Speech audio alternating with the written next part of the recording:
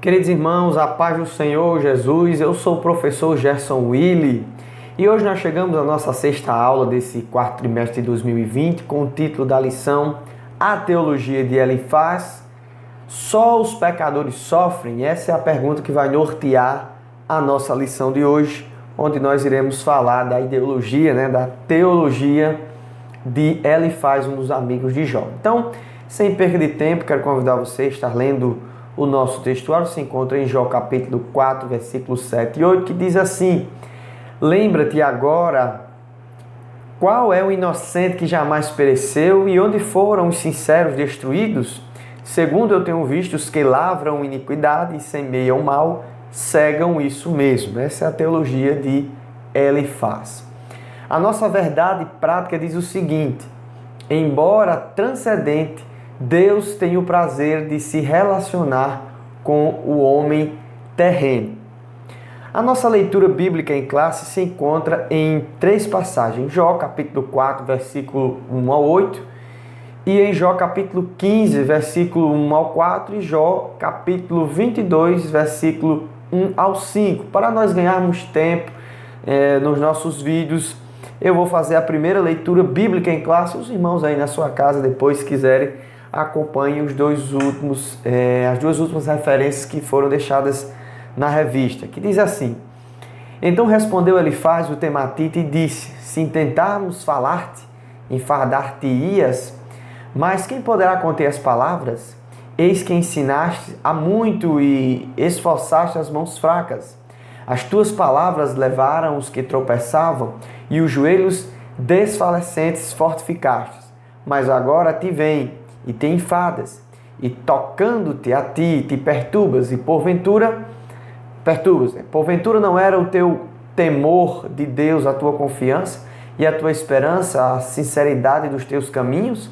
Lembra-te agora qual é o inocente que jamais pereceu, e onde foram os sinceros destruídos?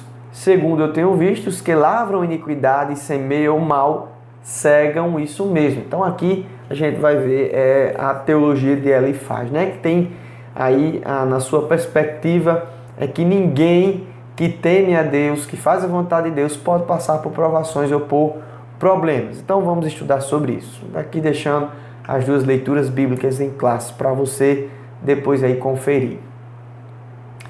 Nós temos três objetivos hoje. O primeiro deles é apontar a defesa de Elifaz acerca da justiça retributiva. O segundo ponto, mostrar a associação de Elifaz a respeito do pecado, a quebra de tradição religiosa.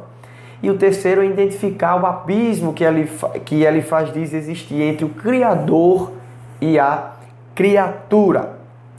Então, na nossa introdução, queridos, a teologia de Elifaz, o tematita. E aí a gente vai entender quais eram as acusações desse homem contra Jó e em que ele se baseava, Então a teologia de Elifaz praticamente pede, antes dele falar, aliás, ele pede licença para iniciar o diálogo com Jó. Ele inicia o seu discurso perguntando se porventura Jó se incomodaria em ouvi-lo. Então, você vai ficar enfadado se eu falar? Aí ele já diz, mas quem é que teria condições de ficar calado depois de ouvir esse lamento? A teoria de Elifaz não é uma mentira em si, mas uma meia-verdade da cosmovisão do mundo em relação às consequências da vida. Todos os seres humanos estão debaixo de três fatores que influenciam suas vidas. Então, o que Elifaz vai dizer não é uma mentira completa, Ele, na verdade, ele vai olhar para um lado só da história e vai esquecer que Deus ele não é subordinado à vontade do homem. Quando ele quer fazer, quando ele decreta, ninguém pode voltar atrás. Então a história de Jó é diferente daquilo que Elifaz pensava no seu coração. Então os homens aqui nessa vida terrena são influenciados por três coisas. A primeira são as influências naturais, consequências naturais. O que acontece a um acontece ao outro. Depois interferência divina e depois influência maligna.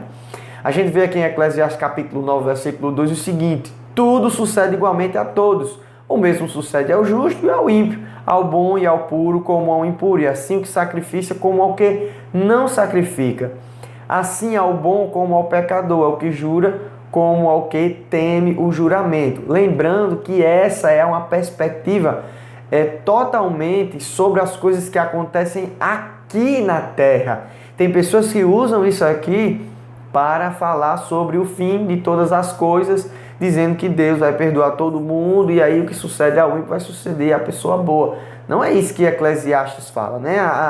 A situação, né? A moral da história do escritor Eclesiastes, desse livro aqui, é falar sobre a questão natural no mundo. Enquanto você está no mundo, você é sujeito às coisas. Vou dar um exemplo aqui. Você é sujeito a pegar um ônibus lotado, então, porque você é um homem de Deus, uma pessoa que serve a Deus, não significa que você vai pegar um ônibus toda a vida vago, né? Uma coisa assim bem simples para que a gente entenda. E naquele ônibus que você está ali esperando essa condução para ir para o seu trabalho, tanto vai existir pessoas que são ímpias como pessoas que servem a Deus.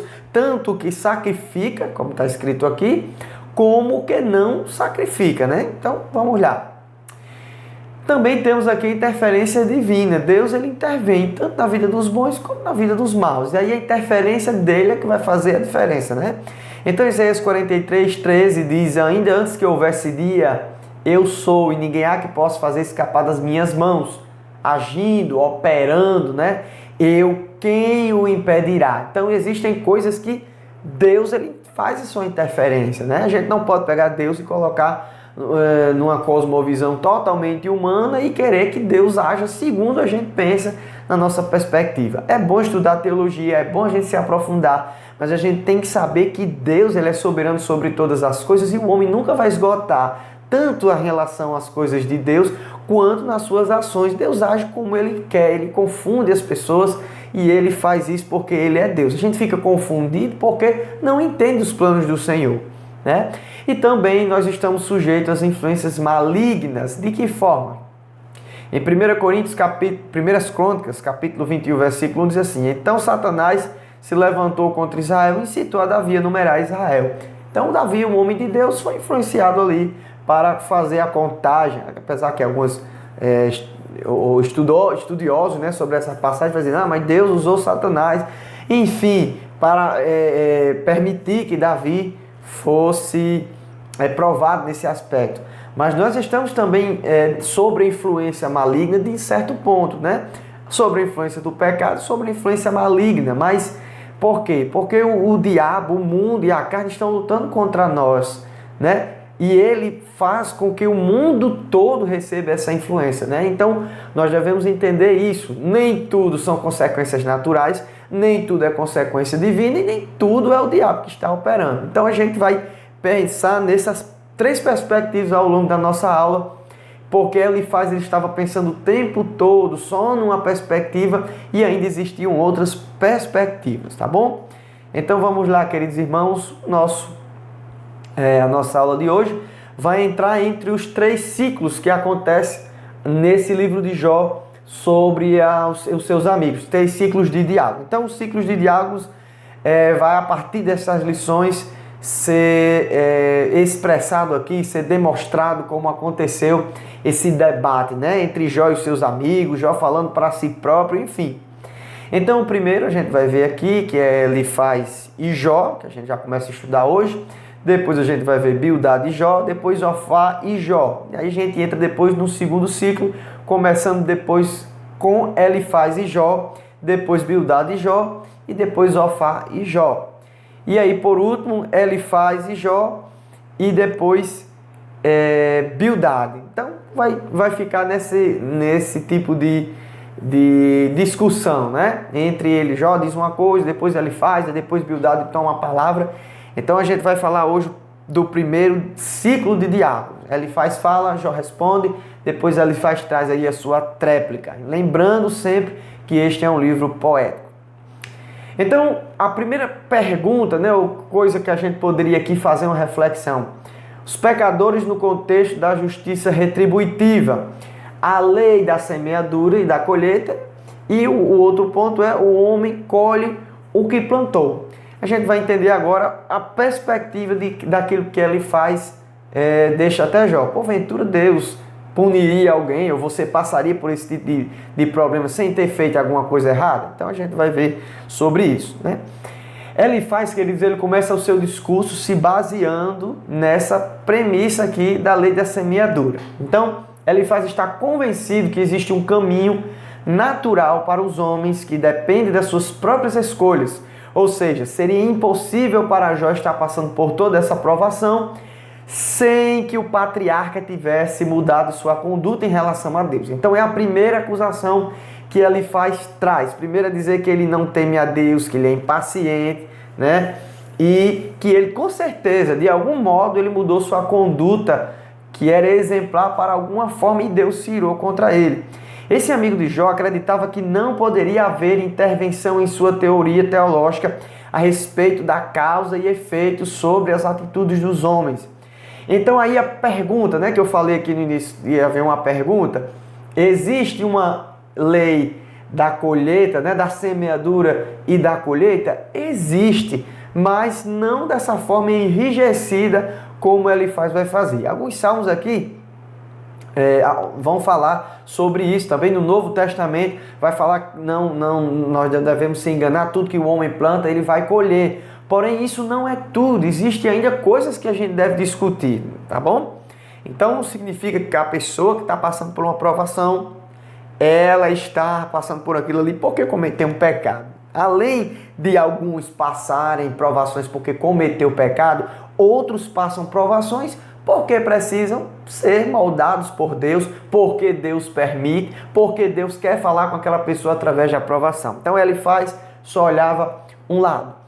Olha o que ele vai falar aqui no capítulo 4, versículo 8. Segundo eu tenho visto, que eu tenho observado, os que lavram iniquidade e semeiam mal, cegam o mesmo, cegam isso mesmo. Então ele está dizendo, tudo que eu tenho observado nesses meus dias de vida é que as pessoas que semeiam o mal, né, que trabalham para o mal, cegam isso mesmo, iniquidade. E ele estava dizendo para Jó, você está passando por isso aí porque com certeza você deve ter semeado um mal aí. Você não quer dizer pra gente, você não quer ser honesto e dizer pra gente o que é que você passou, né? O que é que você fez de errado contra Deus.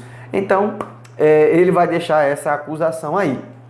A conclusão aqui, nessa questão, o homem colhe o que plantou, conclui que nós habitamos em um universo moral que existe consequências de nossas ações.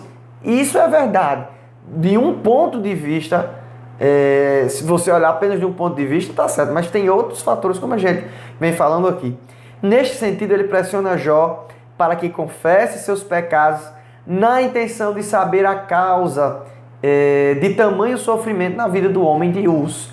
Então ele fica pressionando, por que você está assim? Assuma, o que é que você fez de errado?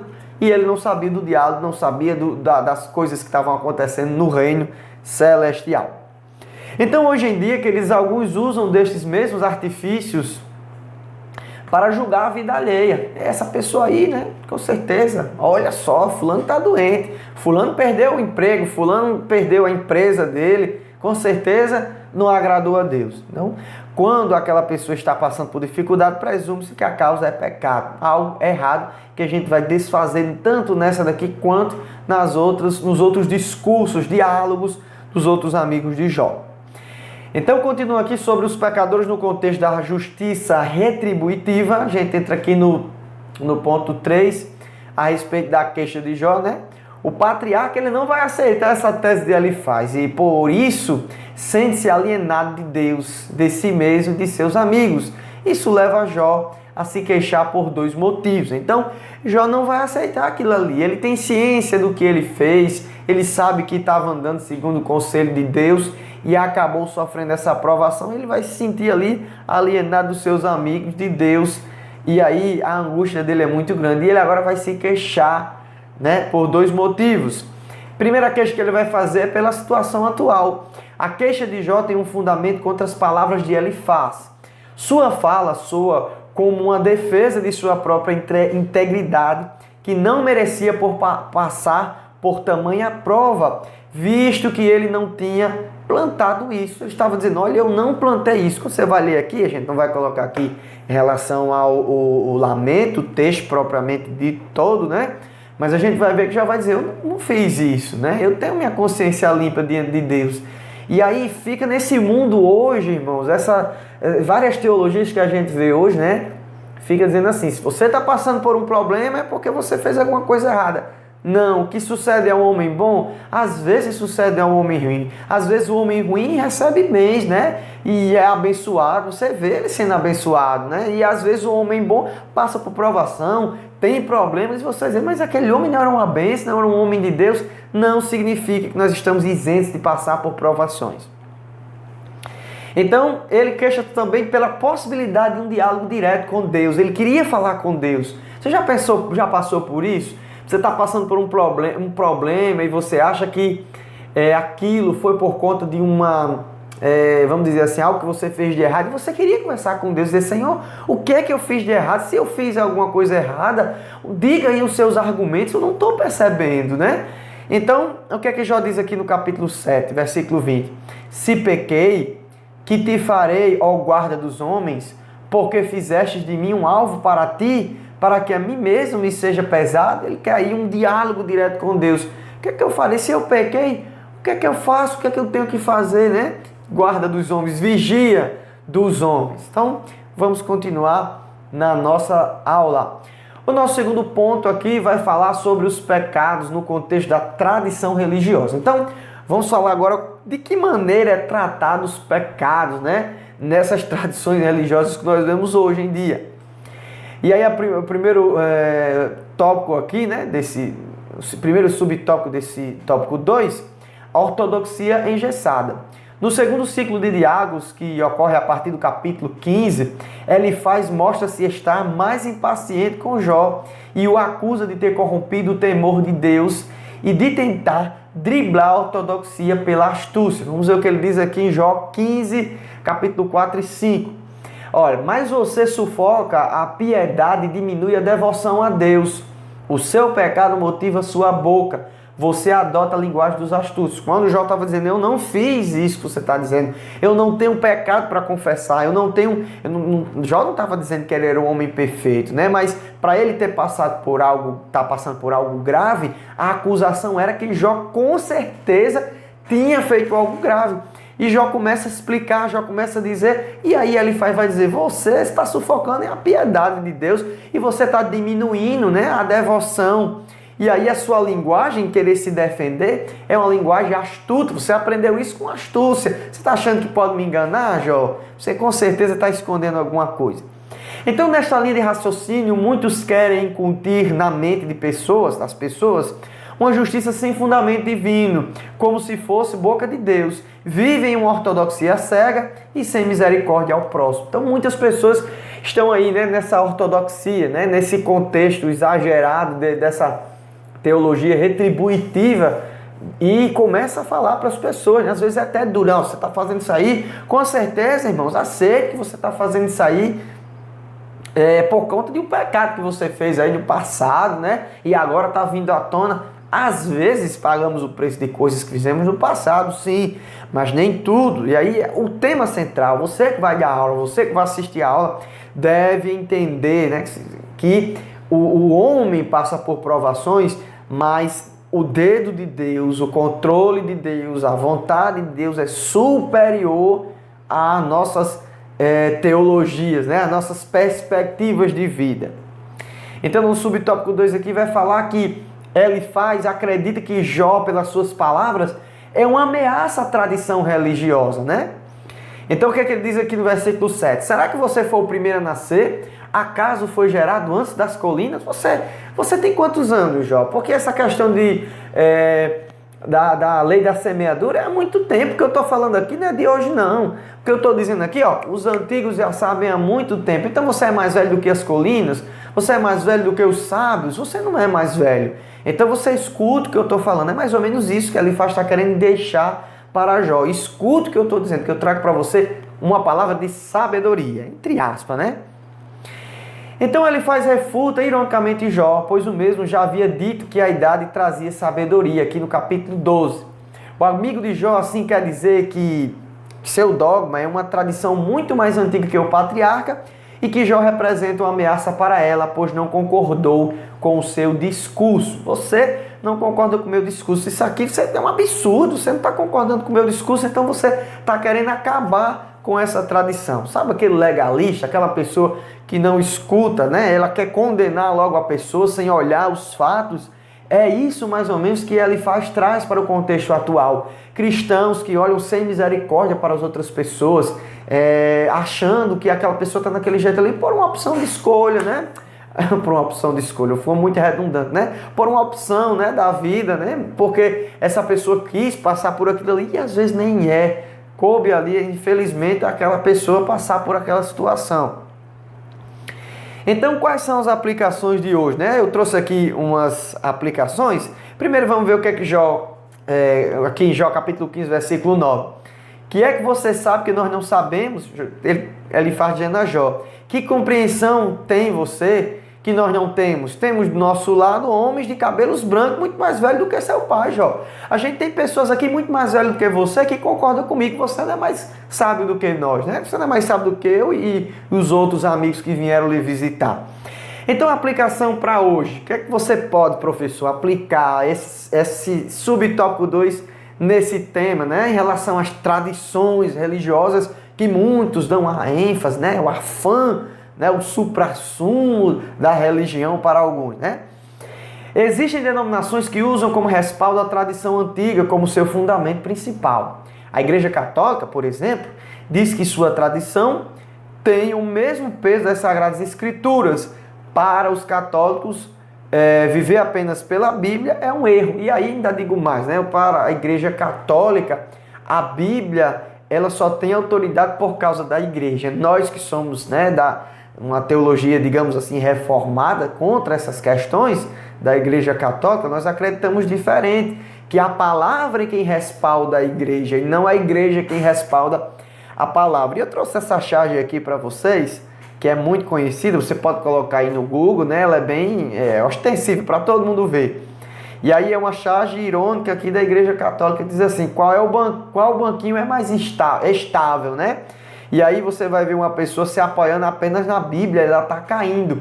Mas esse outro rapaz aqui, ó, que está se apoiando na Bíblia, na tradição, e aí tem outro aqui, eu acho que é Dogmas, eu não estou conseguindo ver porque o monitor ficou pequeno, está dizendo que está muito mais seguro do que essa pessoa. O que é que ele está querendo dizer, né? Que eles são estão mais seguros porque são apoiados na tradição. A tradição, né, não tem uma coisa secundária em relação à palavra de Deus. A tradição aqui, nessa perspectiva, ou fala de igualdade com a Bíblia ou fala maior do que a Bíblia. Então, para Elifaz, a antiguidade do dogma respalda a sua razão. E veja aqui em Mateus capítulo 15, versículo 9, o Senhor citando, né, uma referência de um profeta, ele diz aqui, em vão me adoram, pois ensinaram doutrinas que não passam de regras criadas por homens. Então, muitas coisas, muitas tradições, em todas as denominações tem tradições humanas, irmãos. Usos e costumes, às vezes a liturgia, porém elas não podem ser o suprassumo, ela não pode ser o topo da pirâmide da fé cristã daquela igreja. É um modo, um contexto, contando que não fira as sagradas escrituras e nem a sã doutrina de Deus. Então, o que é que Deus fala a respeito dessas pessoas que são muito apegadas à tradição e esquecem a palavra? Essas pessoas aí, elas apenas adoram, né, de lábios, né? Então, adorando em vão, porque são apegadas a doutrinas de homens que não passam de coisas vãs, estão preocupados com coisas que Deus não está, às vezes, se preocupando. Deus não está, às vezes, se preocupando. Então, é mais ou menos isso aqui. Elifaz acredita que Jó é essa ameaça para essa tradição, né? Mas ele não conhecia realmente a Deus. É por isso que lá na frente, Deus vai chamar o pessoal de pessoas que estão falando estutícias, né? Que não estão falando coisas verdadeiras. Chegamos então ao nosso subtópico 3, um defensor celeste. Então, depois de Elifaz falar sobre isso aí, a gente vai ver sobre o que é que Jó vai falar a respeito de si próprio. Até esse momento, Jó recebeu dos seus amigos não um consolo, e sim acusações, como fizeram Elifaz, que em seu discurso o chama de ímpio. Jó põe a sua esperança em Deus e reclama por um advogado que venha ao seu favor porquanto não suporta mais as acusações de seus amigos e o flagelo de sua alma e corpo. Então ele não tem recebido consolo algum, né? Então Jó capítulo 16, versículo 19 ao 21 diz assim: saibam que agora mesmo a minha testemunha está nos céus. Começa a falar de Deus. Nas alturas está o meu advogado. O meu intercessor é o meu amigo. Quando diante de Deus correm lágrimas dos meus olhos, ele defende a causa do homem perante Deus, como quem defende a causa de um amigo. Glória a Deus por isso. E essa questão aqui não é simplesmente uma questão poética, né? Tem uma questão aqui de revelação a respeito de Jesus Cristo. A fala de Jó aqui é mais que uma simples poesia. Nessa passagem, o patriarca lembra-se do advogado fiel que defende um homem como se fora um amigo. E aí a gente lembra de que 1 João capítulo 2, versículo 1. Meus filhinhos, estas coisas vos escrevo para que não pequeis. E se alguém pecar, temos um advogado para com o Pai, Jesus Cristo, o justo. Então vejamos aqui. Quando diante de Deus aí correm as lágrimas dos meus olhos, Ele, o meu defensor celeste, vem aí a minha ajuda. Quem é esse defensor, irmãos? Aplicando, né, para a nova aliança, o nosso defensor é o Senhor Jesus Cristo, que morreu, como diz o escrito aos Hebreus, e intercede por nós. Que maravilha encontrarmos o Senhor, né, revelado aqui nas escrituras sapienciais, no livro de Jó. Glória a Deus por isso. Que maravilha. Você vai dar aula, fala aí aos seus alunos a respeito disso. É uma coisa maravilhosa. Jó está ali dizendo que ele tem um defensor. Nós temos um defensor que é Jesus Cristo. Então aí, uma revelação de Jesus Cristo no livro de Jó.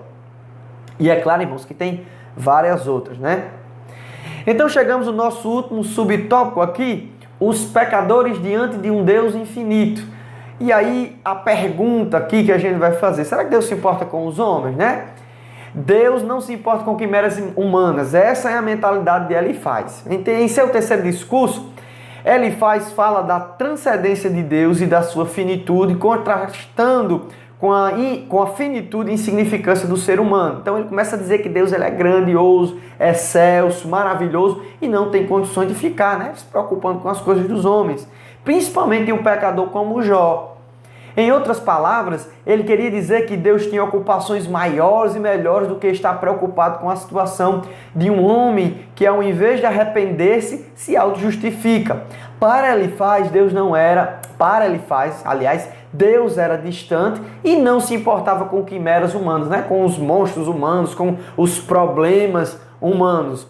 Mas, irmãos, lá em Isaías 66, capítulo 66, versículo 1 e 2, vai mostrar que Elifaz esteve equivocado, né? Que ele vai dizer assim: eu sou o Senhor, sou excelso, onde vocês poderiam construir um templo para mim, visto que o céu é o trono e a terra é o banco, né? O escabelo dos meus pés, que eu escoro os meus pés. Mas ele diz assim: mas para aquele que teme diante da minha presença, pela minha palavra, nessa pessoa eu habitarei, que algumas traduções dizem, e outras dizem: para essa pessoa eu olharei, para aquele que teme e treme na minha presença. Então, Elifaz estava equivocado, né? Deus caminha com os homens. Deus caminha com os homens. Ele está ali, né? Eu lembro agora dos discípulos no caminho de Emaús, né? Então, se Deus, que Jesus é Deus, não se preocupasse com os homens, então não teria condições de estarmos ali com Deus, sendo apresentado no caminho de Emaús. Então, o patriarca se defende das acusações de seu amigo e argumenta que tem ciência da grandiosidade de Deus e do seu poder em fazer o que lhe apraz. Ele diz assim: eu sei que Deus é grande, que Ele é soberano, que Ele é sobre todas as coisas. Jó desmente que a ideia de que Deus está alheio ao caminho dos homens. O que é que ele vai dizer aqui no capítulo 23? Porém, Ele sabe o meu caminho, provando-me Ele, sairei como o ouro. Ele está dizendo aqui: eu estou passando por uma provação para ser purificado. Deus, Ele se preocupa com a gente está passando por provações, por dilemas, mas Deus está ali. E agora vejamos isso. Jesus Cristo ter sido enviado para libertar o ser humano do pecado é a maior prova de que Deus se preocupa com os homens e suas aflições. Hoje, Cristo está na terra através da sua igreja e da obra realizada por ela, por intermédio do Espírito Santo. Alguns filósofos aí, né, antigamente diziam o seguinte, que Deus criou o mundo e foi embora, abandonou a terra. Irmãos, isso não é verdade. No cristianismo, né, a gente vê que isso não é verdade. Deus, ele se preocupa com o homem, se preocupa com o vil pecador. A gente lembra daquela passagem ali de Agar, né? Quando o menino estava chorando, né? Quando o menino estava entristecido, o anjo chega ali para falar, né, com Agar e diz assim, eu vim porque eu escutei o choro do menino. Então Deus, ele se preocupa conosco. Louvado seja Deus. Queridos, chegamos ao final de mais uma aula. Eu quero agradecer a Deus por mais essa oportunidade.